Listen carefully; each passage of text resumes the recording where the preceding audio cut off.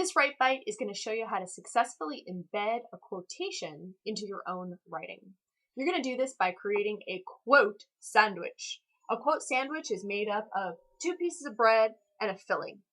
The first piece of bread, what you're going to write first, is the context. You're going to tell us when this quote was said or what's going on in the surrounding text to help us understand.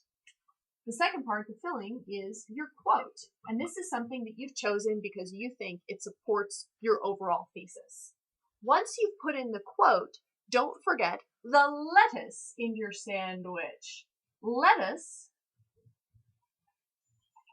should be thought of as let us, and this is going to be the citation. The only way you can legally use somebody else's words in your writing is if you then cite those words. You say what text they came from and who the author is, and also the page number so that everybody knows you're not trying to sneak it off as your own work.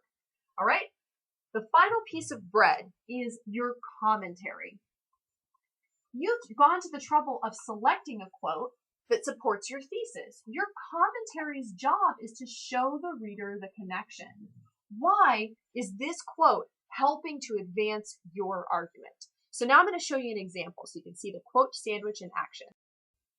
Here's my quote sandwich in action. This is a paragraph about the setting in a novel. This is about the novel Rise of the Wolf by Curtis Jobling, a fantastic middle school fantasy book. I highly recommend it. Here's my thesis. In the fantasy novel Rise of the Wolf by Curtis Jobling, the setting allows the reader to experience the drama of the protagonist's journey to escape from dangers. I have a total of 3 quote sandwiches in this paragraph. I'm going to show you the first one. Here's the first piece of bread. When Drew first runs away from home, he has to hide out in the infamous Direwood Forest. The forest is full of dangers such as poisonous witch ivy. I'm using the transition word when. I'm giving a little bit of background information. Drew's run away. And I'm ending the context bread with a colon because what I'm going to give you next in the quote is more of a description of the witch ivy. So now here's my filling. My quote starts with a quotation mark. Tiny needles peppered the emerald vines, each laden with fast-acting poisons. Once the poison had worked its magic, the witch ivy snared its victim and recoiled into the dark boughs above to slowly digest it. My filling ends with the lettuce, the citation. This one is in standard MLA format with the author's last name and the page number.